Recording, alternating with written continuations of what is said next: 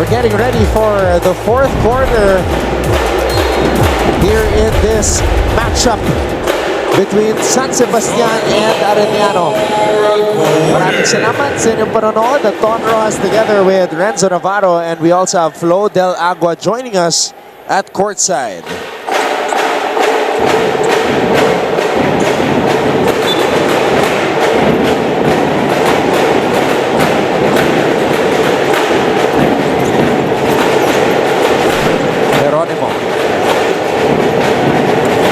Ncaa steps back. Ncaa with a fadeaway. That's a tough shot for Geronimo against a much bigger guy. Itong si Risho.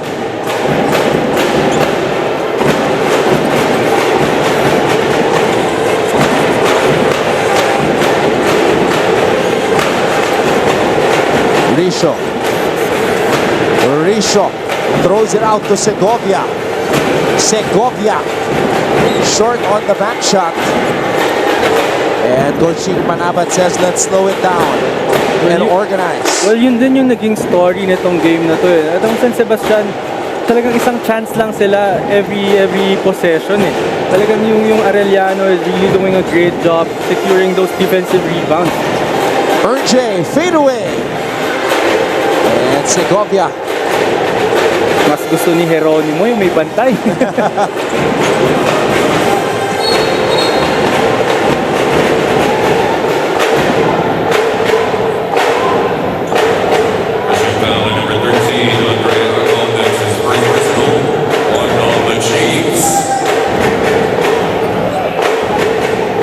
Alright, makibalita muna tayo kay Flo Del Agua. Gentlemen, as much as Team Akumotan has been that guy for this game, a team needs all kinds of help when it comes to the end game. So who can be Umotan's duo? It is the guy who is creating a name for himself. Kanina lang sabi sa akin ni Arellano, pag hawak ko na yung bola, gusto ko ang iniisip kaagad ng mga tao, mako-convert kaagad yan into points. This guy is the main rebounder of the team, and recently he just acquired his career high. But today, will he sustain that performance? Let's find out, gentlemen.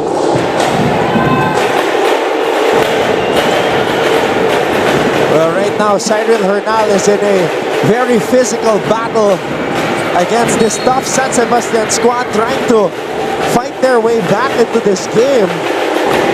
Unix Segovia with 11 points. And this has got to be a career high for Segovia. It's been the spark plug of the bench of San Sebastian, a much needed energy from him, and a big contribution from Unix Segovia. It is a career high for Segovia.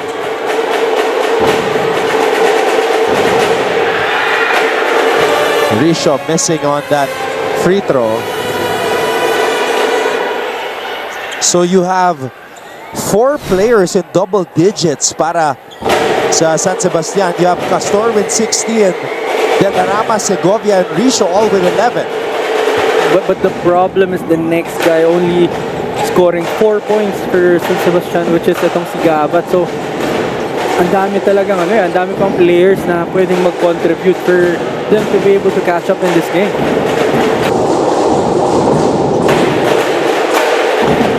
Omotan.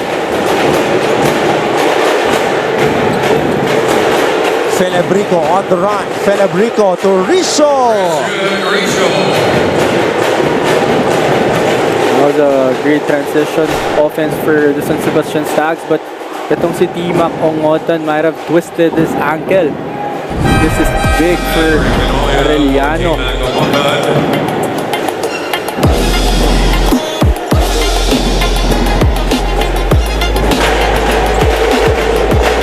This is a huge development. So Arellano will now have to weather the San Sebastian storm without Ongotan.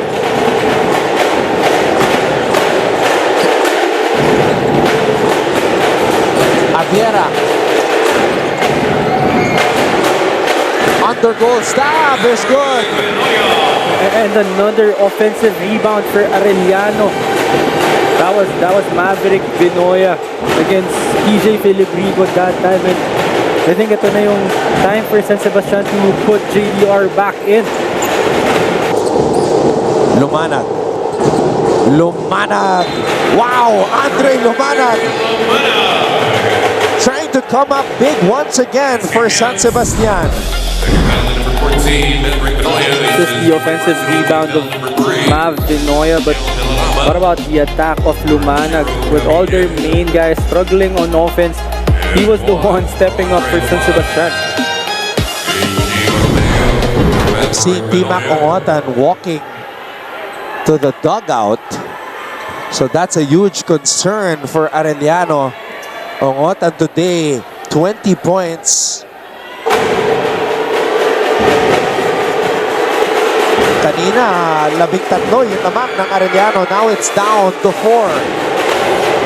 And this is a very crucial moment for Arellano. That's why masakit talaga sa kanila na nawala si Pimak Ongotan. Kasi siya yung I think he's the best closer for them.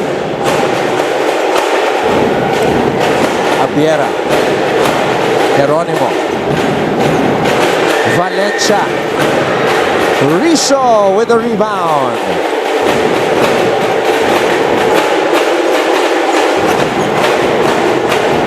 Celebrico hand off to Andre Lumanag.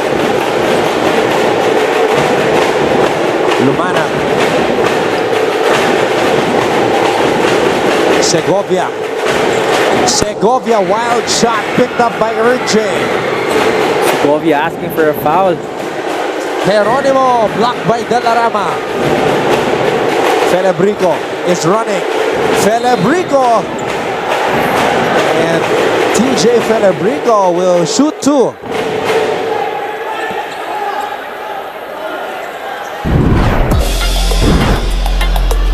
That block by Delarama leads to this fast break attack by the Golden Stags.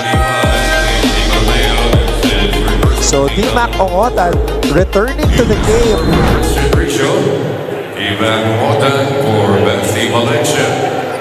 He was holding on to that right ankle just moments ago. But just when we thought na Arellano would blow this game wide open, San Sebastian coming back. Down na sila by 13 kanina. Now with just 4 points with TJ Celebrico. A possible 2 points to keep this game in a single possession lead. Sinabi nga natin, iba na ang San Sebastian na to. This is not the same San Sebastian that played Arellano during their first meeting.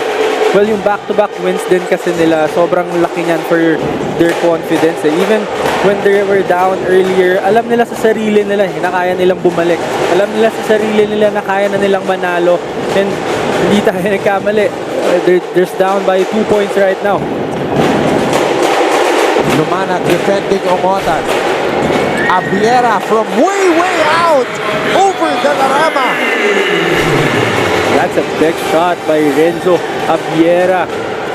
I think that was 2 or 3 steps away from the 3-point line, but he was able to get that 3-pointer to go. Abiera with 17 points. Bola na kay Celebrico.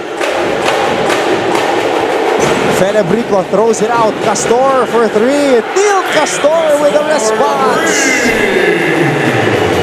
Wow. San Sebastian down by 2. Big shot after big shot. What about Neil Castor?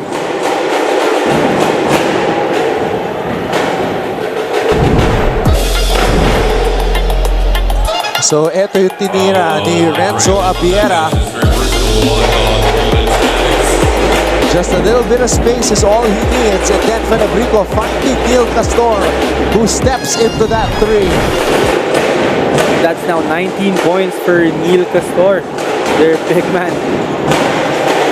Ongotan, turnaround, short. Hernal with the board. Another offensive rebound for Hernal, and that's big. Oh, wow. Renzo Abiera is going berserk. And that's all because of the offensive rebound by Hernal.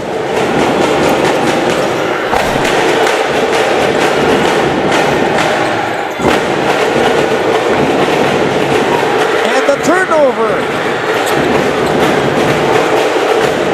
And again, it was Hernal who made that turnover possible. He was the one who got the steal.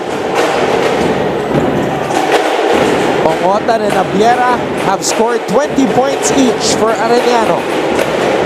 Abiera, short. Now, Abiera is hunting for those three-point shots. But he can feel it. He knows he can make those. He just made back-to-back three-pointers. And then you would give it to him to take another shot and just try if mainit pa siya. I think it's 2 free throws for San Sebastian because Arellano is now in the penalty. And on the other hand, San Sebastian still has 3 more fouls to give.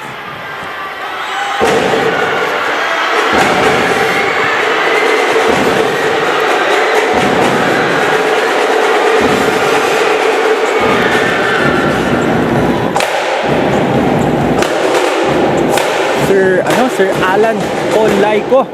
Talagang nanonood pa rin. I think he's scouting the other teams eh.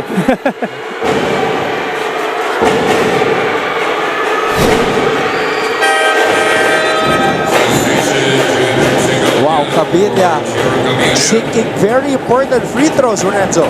Coming from a guy who doesn't play that much. That's a very pressure-packed free throws and much important for San Sebastian. But what about Junik Segovia getting extended minutes for San Sebastian because he's been really playing very well.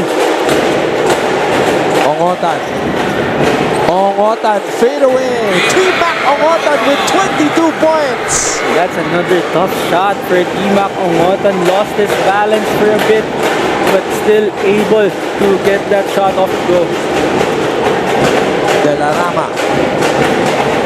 Risho. De La Rama in the post. De La Rama. Oh, sorry miss for De La Rama. Well, I think Arellano really did a great job on containing itong si Juniel De La Rama. Geronimo. Abiera. Abiera in and out. Risho with the board. Lumanap. Risho for 3. Christian Risho short.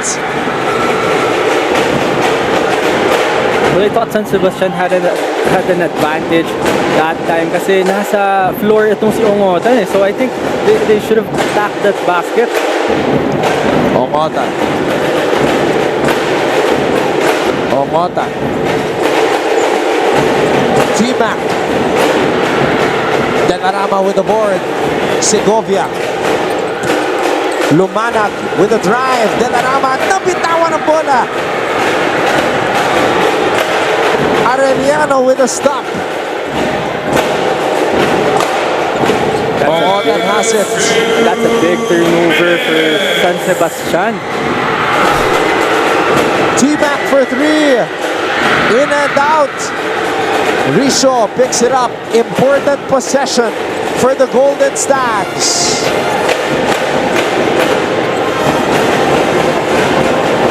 DJ Fenebrico still waiting to check back in. Lumanag to Segovia. Risho has it in the post against Geronimo. Risho. Oh! Risho called for traveling.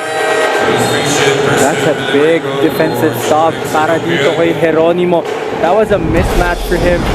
Pero he was able to contain itong si Risho that is much bigger compared to him. That's a big stop. And just good defense by J. Geronimo.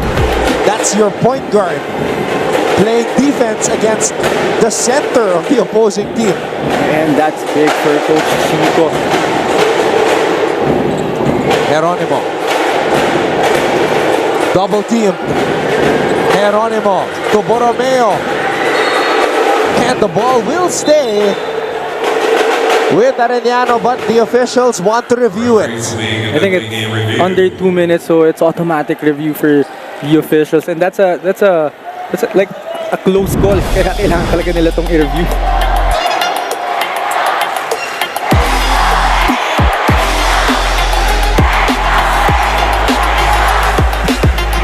Well, on that replay, it was off of the hand of TJ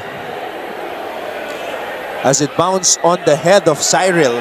Yes, I think it's a clear last touch on TJ Filibrico. So, mananatili ang bola dito sa Arellano. But this is just a 5-point game with 1 minute and 6 seconds remaining. Marami pang pwede mangyari dito sa game na to.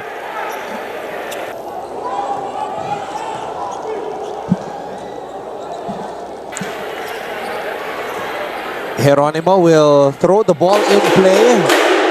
Boromeo's in there along with Ongotan, Hernan, and Abiera.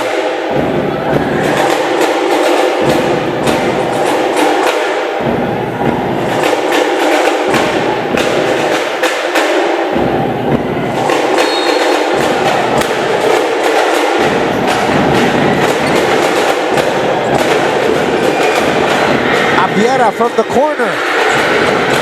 And Geronimo And that has, gives been it the to story, Ongotan. that has been the story of the game. A lot of offensive rebounds for Arellano. Di pa tapos to. San Sebastian has it. Lumanag, this will be big. Ball is in the air. Risho. Wild shot. Belarama trying to keep it alive. Felebrico. And a foul. That's going to be 2 free throws. 2 big free throws for Filibrico coming up.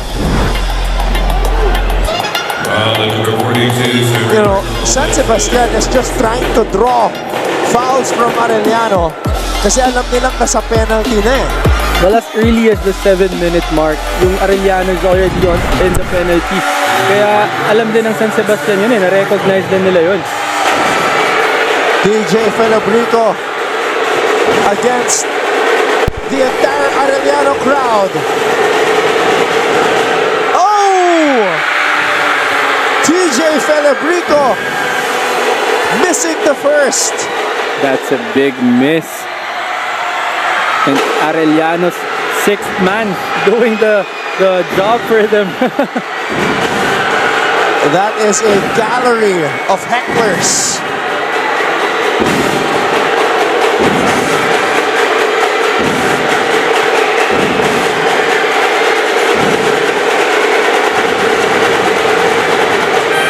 One for 2 for Filibrico.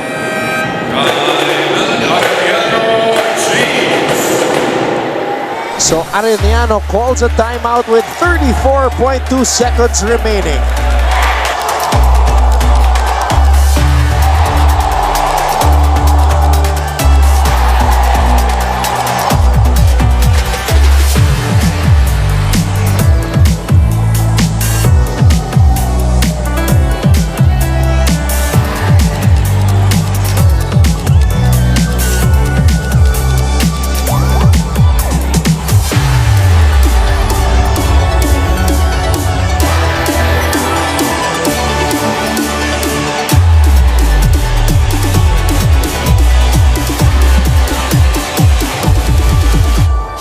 Huge shout out to the Arellano faithful.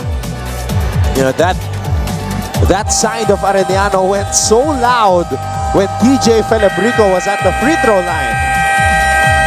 They were the reason why TJ Filibrico missed that first attempt. And prior to that, 2 for 2 si TJ. So that was his first miss. So that's huge because if he made that free throw, it would only be a 1-possession game. And now with 34 seconds remaining, kailangan nila maka-force ng ng turnover or miss dito sa Arellano early para bumalik pa sa kanila ng 2 beses yung bola.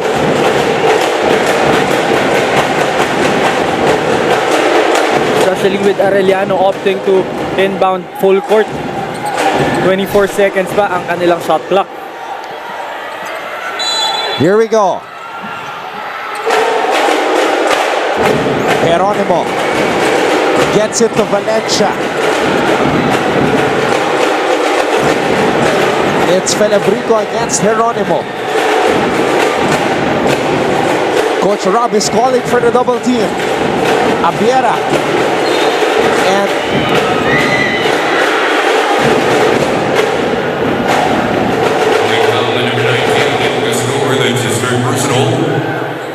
still have 2 more fouls to give here. Shot clock at 14 seconds.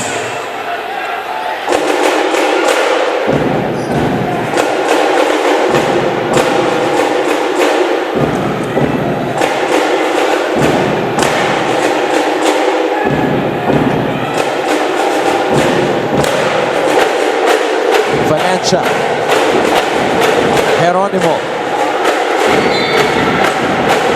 And Geronimo on a firm, very firm, as he protected that ball. Rico had a hand on that ball. But Geronimo was able to recover. Arellano trying to end their 3-game losing skid. Bernal. So that's the last foul to give. Holding foul. This is Fort Bristol, team foul number 4.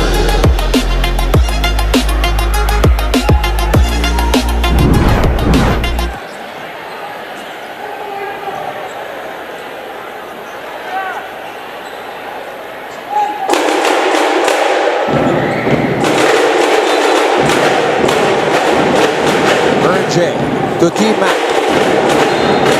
And they're going to foul Ongotan here. And this is a chance for T-Mac Ongotan to secure this win for Arellano. Andre Lamanang, 5 fouls. Now in the penalty, H.E. Romeo coming in for Basti Valencia. So Borromeo is in for Basti Valencia. Ralph Gambag for Andre Lamanang. T-Mac Ongotan shooting. Polo Clabat nagbabalik sa ating laro.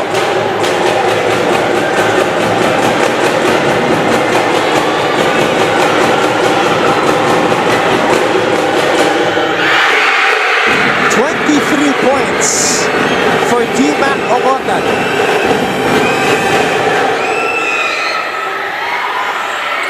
So before the start of the game, we were talking about T-Mac Ongotan not really being aggressive the past few games, pero here he is right now. But he missed that last free throw attempt. Then Arama for 3. Overshoots that one. And then Arama still fouls Ongotan.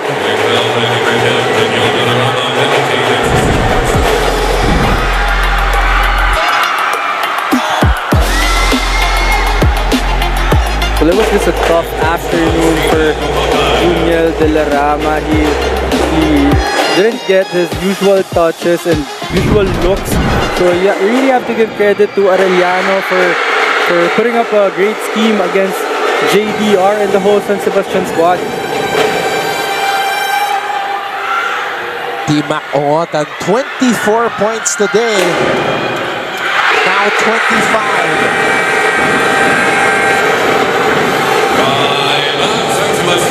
Golden Sticks.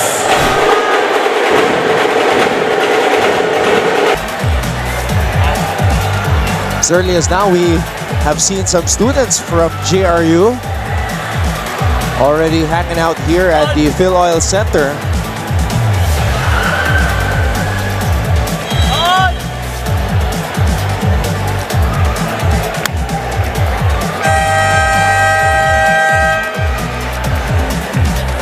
Coach Chico Manabat can't wait to make this official. Can you imagine? Nasa 500 ang Arellano, 3 wins, 3 losses, and then losing 3 straight. It's been a tough stretch. And again, yung 3 straight losses na yon really put them in a position na may chance silang malaglag doon sa bottom 2 sana, but they were able to secure this win. And again, we were talking about it earlier that this game has a big implication in it, and what a way for Arellano to respond to those 3 straight losses that they had. It's a big win against San Sebastian, and now they're holding the solo 3rd spot in Group A. Renzo Abiera, 20 points, 4 rebounds, 1 assist, and 1 steal. It was his big 3-point shots that created the separation and the cushion that ultimately made it hard for San Sebastian to come back and make another endgame run. It was the timing of those shots, Anton, yung malaki for Renzo Abiera, because that was the time na dumikit na ng sobra itong San Sebastian. They were really trying to catch up and try to steal the game away from Arellano, but those 3-pointers, that back-to-back 3 points by Abiera was